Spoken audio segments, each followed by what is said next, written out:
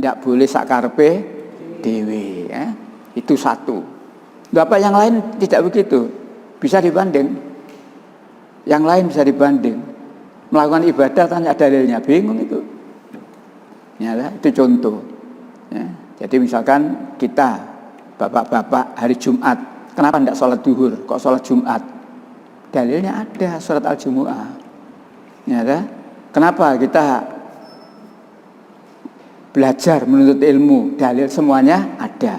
Jadi tiap melakukan apa-apa dalilnya mesti ada. Saya begini karena ini, saya tidak begitu karena ini larangannya. Itulah Islam, enak. Kita buat perbandingan saja, orang Kristen ke gereja hari Minggu, tidak ada dalilnya itu. Yang jelas di sini hari ke-7 Sabat, hari Sabtu. Itu satu contoh saja.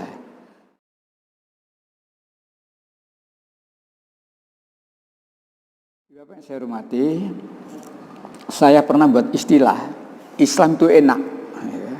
Islam itu enak. Loh, enaknya di mana? Bukan makanan. Ya, memang bukan makanan, tapi istilah saya Islam itu enak. Enaknya apa?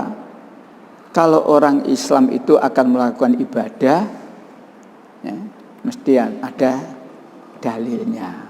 Tidak boleh sakarpe dewe, ya. Itu satu.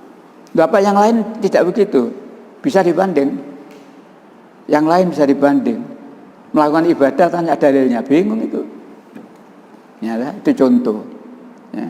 Jadi misalkan kita bapak-bapak hari Jumat, kenapa tidak sholat duhur, kok sholat Jumat?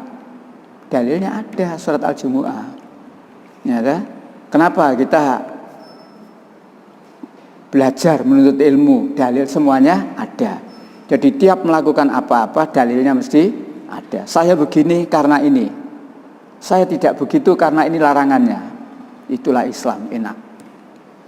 Kita buat perbandingan saja, orang Kristen ke gereja hari Minggu, tidak ada dalilnya itu. Yang jelas di sini hari ke-7 Sabat, hari Sabtu. Itu satu contoh saja. Atau juga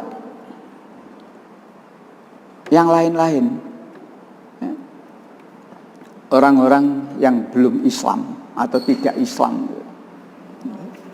Assalamualaikum. Seperti yang pernah saya sampaikan di Al-Falah itu, pembinaan mu'alaf itu. Bu, Bapak, dulu sampai belum Islam. Pernah ke gereja, pernah ke pura, pernah ke kelenteng. Iya, pernah. Ketika sampai masuk tempat ibadah sampean itu, kaki mana yang masuk dulu? Tidak ada tuntunan. Islam ada tuntunan, kanan masuk dulu, dan seterusnya. Itulah saya maksud Islam itu enak. Mengerjakan sesuatu harus ada dalilnya. Yang kedua, Islam itu enak. Apa yang akan kita lakukan ada contoh. Jadi kita tidak boleh meraba-raba ya opo kebingungan. Nah, ada contohnya. Kita puasa, ada contohnya. Startnya kapan? Finishnya kapan? Berapa lamanya?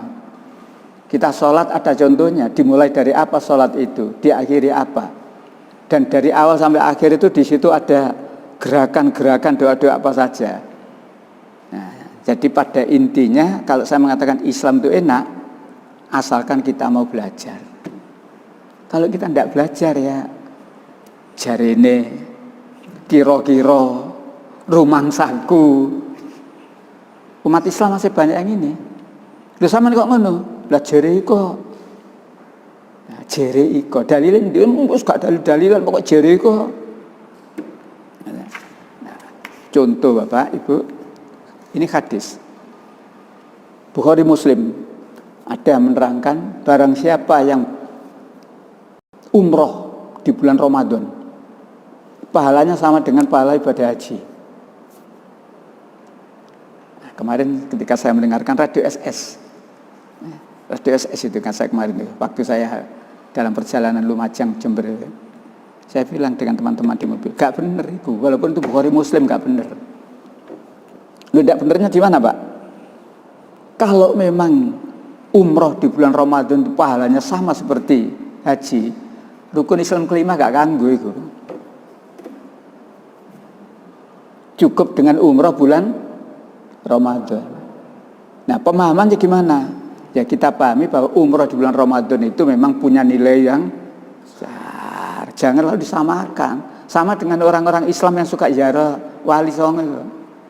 Ziarah Wali Songo 7 kali sama dengan ibadah haji.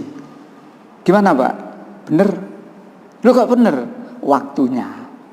Sekali ziarah itu berapa? 6 hari. Ini komplit. 9 wali ya, Wali Songo itu. Ya, itu 6 hari.